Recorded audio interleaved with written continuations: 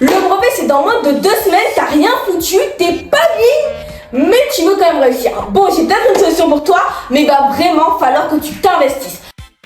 Bon, déjà, ça va reposer sur 3 piliers fondamentaux. Déjà, il faut savoir que dans toutes les matières, tu vas devoir être régulier. C'est mieux de travailler 10 minutes tous les jours pendant une semaine que 3 heures une fois par semaine. On s'en fiche de la quantité de travail que tu vas faire.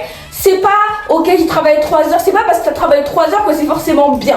C'est surtout la qualité de ton travail. Donc moi, ce que je te conseille, c'est de travailler tous les jours parce qu'à force de voir la même notion tous les jours, ça va rentrer dans ta tête. Ensuite, deuxième truc, ne skip aucun chapitre. Je sais, t'as plus le temps et justement, vu que t'as plus le temps, j'ai proposé un truc. Le truc, c'est que t'as pas le temps. Donc du coup, tu vas skip certains chapitres. Sauf que si ces chapitres tombent au brevet, aïe aïe aïe. Moi je te conseille de vraiment travailler sur tes points faibles, ce que tu ne maîtrises pas, tu essaies de le comprendre via des vidéos YouTube, via ton cours, via je sais pas, mais vraiment trouve le moyen de comprendre ce que tu n'as pas compris. Et troisièmement, l'entraînement, c'est bien d'être régulier, de revoir ses cours, c'est bien de voir et de travailler ce que tu n'as pas travaillé, mais par contre si tu ne t'entraînes pas, là ça risque d'être très compliqué. Pourquoi? Parce que certes, ok, tu vas t'entraîner, tu vas faire des flashcards, des QCM, des exercices, mais le jour du brevet, on attend que tu répondes à des sujets type brevet. Or, si tu ne t'es pas entraîné avec ce type de sujet-là, en fait, le jour de l'examen, tu vas être en mode mais qu'est-ce que c'est? J'ai pas compris. Tu risques de ne pas savoir comment gérer ton temps. Donc l'entraînement, c'est fondamental pour réussir son brevet. Et le petit bonus, c'est d'essayer de rendre tes révisions ludiques. Je sais, il te reste pas beaucoup de temps, mais tu peux quand même trouver un moyen de rendre tes révisions fun. Ça peut être des petits défis, ça peut être travailler avec tes amis. Par contre, les distractions, s'il te plaît, c'est à la poubelle, pas de distraction. Quand tu travailles, tu restes focus.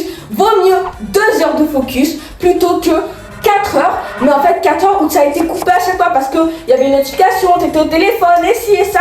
Et là pour le coup, le travail il n'est pas autant efficace que 2 heures bien concentrées. Ok, maintenant qu'on a vu les conseils de base à appliquer, maintenant je vais te parler de différents types de matières. Parce que oui, il y a les matières scientifiques et les matières littéraires et elles ne se révisent pas de la même façon.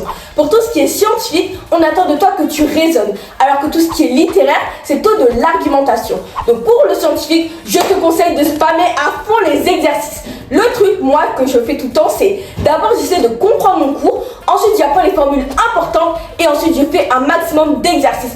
Pour tout ce qui est littéraire, là pour le coup il faut vraiment apprendre des trucs de base. Tout ce qui est la grammaire, la conjugaison, en histoire les repères, en géographie aussi. Tout ça, ces mots de vocabulaire là, il faut les maîtriser. D'ailleurs dans toutes les matières il faut les maîtriser parce que si au brevet tu n'utilises pas le vocabulaire spécifique, le vocabulaire précis, on va se dire, il a une bonne réflexion, il arrive à argumenter, mais pour le coup, il n'a rien appris. Donc voilà, le vocabulaire, c'est aussi très important. Donc, pour le littéraire, moi, vraiment, j'apprends le vocabulaire, les notions importantes, les repères clés, et ensuite, je m'entraîne avec de la rédaction. Je sais, c'est long, je sais, c'est lourd, mais on n'a pas le choix, il faut le faire. D'ailleurs, dans les deux cas, sois compréhensif, clair, concis, synthétique et réponds à la question. Dans ta question, dans ton énoncé, il y a des mots, il y a des verbes et ils ont un sens. Prends le temps de les analyser parce que c'est quand on se précipite qu'en fait tu commences à faire oui, j'ai pas le temps, vite et qu'en fait après tu commences à répondre à côté de la plaque. Donc prends le temps de les analyser. Je sais, pendant l'examen, c'est pas facile, on a peur de pas avoir le temps de finir, mais vaut mieux un travail incomplet qu'un travail faussé dès le début. En français, pour la dictée, pour la réviser, il faut faire des dictées. Il n'y a pas de secret. Donc pour tout ce qui est grammaire, compréhension, compétences linguistiques, là, il va falloir vraiment analyser un texte, un document, extraire les bonnes informations pour répondre aux questions, mais aussi se servir de tes connaissances personnelles. Et pour finir, la rédaction. Pour le sujet d'imagination, si tu le prends, il faut que tu captes bien l'intention de l'auteur. Qu'est-ce qu'il a voulu dire, comment il écrit, son style d'écriture, que tu reprennes les bonnes informations, que ce ne soit pas du hors-sujet.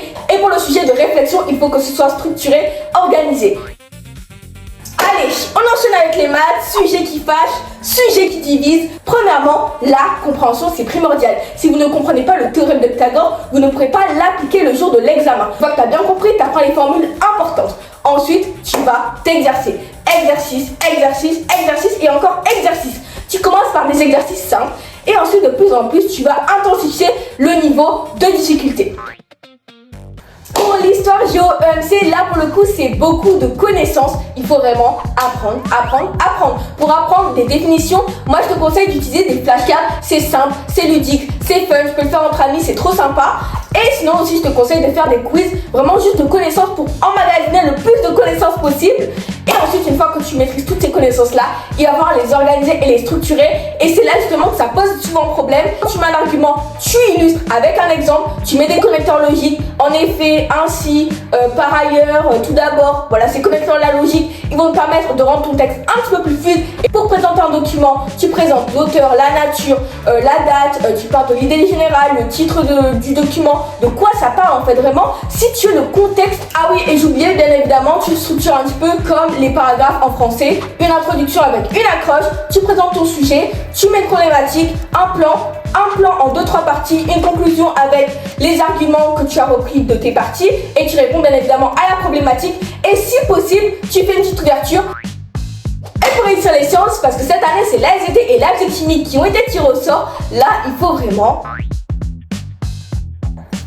les connaissances, il faut vraiment apprendre à exploiter correctement un document. Il y a des graphiques, il y a des données, il y a des abscisses, des ordonnées, qu'est-ce qu'il y a, de quoi on parle, identifier le problème, émettre des hypothèses. Voilà, vraiment entraînez-vous à la maison à résoudre des problèmes.